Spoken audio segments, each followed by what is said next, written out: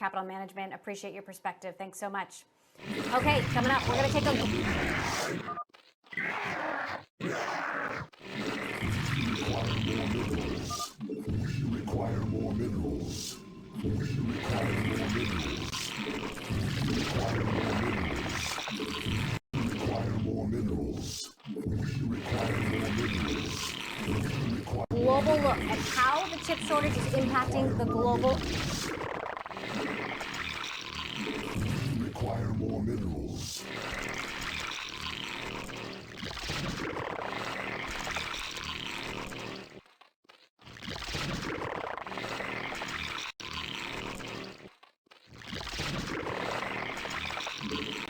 Economy. We're going to head to Asia and Europe and look at the winners and the losers in this crisis. That is next. This is Bloomberg.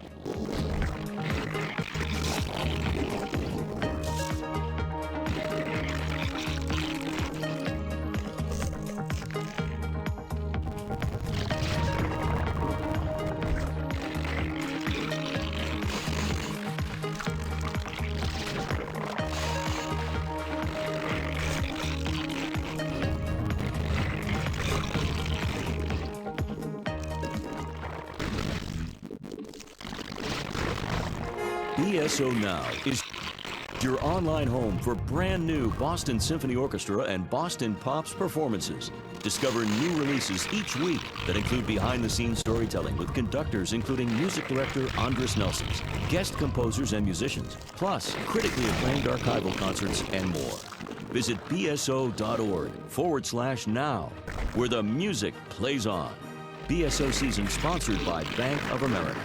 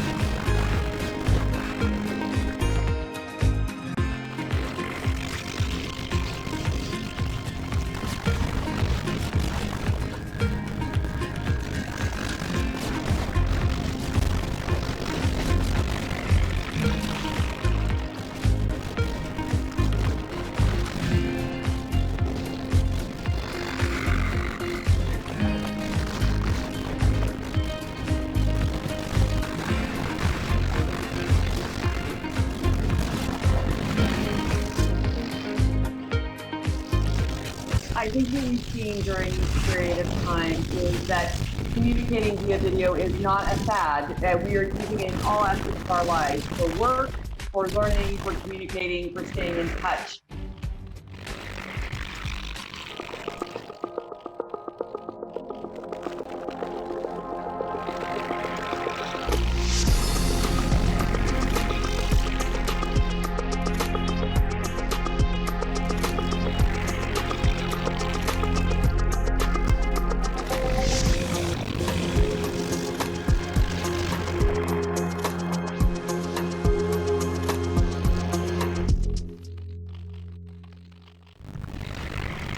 It's really a reminder, isn't it, just how sensitive the markets are to any commentary about trade. We did see some pressure on the yuan, we did see some pressure on the futures. That is now being reversed.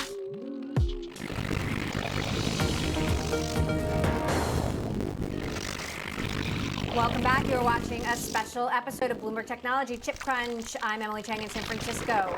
Well, from cars to home appliances to smartphones, the global chip shortage is having a ripple effect with supply chains and crunching company margins. Bloomberg's Ed Ludlow reports. Semiconductors, or chips, are essential components in things we use every day. They're made from the material that gave Silicon Valley its name, and they handle everything from artificial intelligence processing to simple functions like translating the press of a button into an electronic signal. Think of them as the brain of a device. So what happened? When the pandemic shut down car factories in March, automakers expected less orders for passenger vehicles, so in turn cut their orders for chips.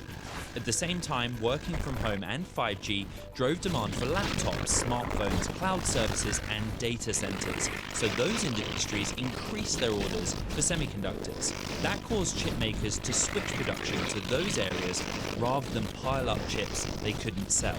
But what both car and computer companies didn't expect was a quick rebound in demand for their products. So here lies the problem. There's now not enough supply to meet demand.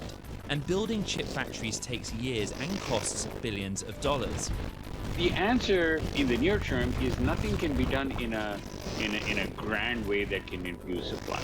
Supply expansion takes time, takes addition of new factories, addition of new capacity. How bad could it get?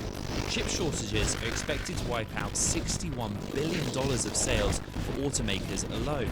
And big chip makers like Qualcomm, NXP, and Infineon say the auto industry isn't the only sector to get hurt. Games console makers say things will get worse before they get better, potentially impacting holiday sales. President Biden has signed an executive order to look into why the US is so reliant on overseas chip manufacturers like Taiwan's TSMC and South Korea's Samsung. Companies such as Qualcomm, AMD, Nvidia, all of these companies don't have factories of their own and rely on third-party manufacturers, and over the last decade or so have become extremely reliant on TSMC. So how long before supply meets up with demand? Well, it's a guessing game, but some analysts say we won't see signs of a turnaround until the second half of the year. Ed Ludlow, Bloomberg News, San Francisco.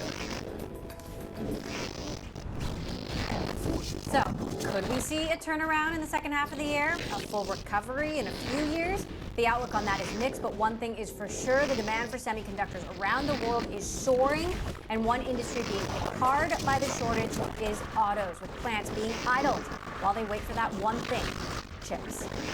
And remember, all it takes is one chip to prevent you from manufacturing an automobile or shipping a computer. What I'm seeing and talking to both the suppliers but also customers is it's a cycle that's going to go into next calendar year. The home is everything now, and people want all this digital capability in the home, which means the demand for chips is through the roof. I don't even think the manufacturers know the end of this story. It's a serious topic. The whole industry is affected.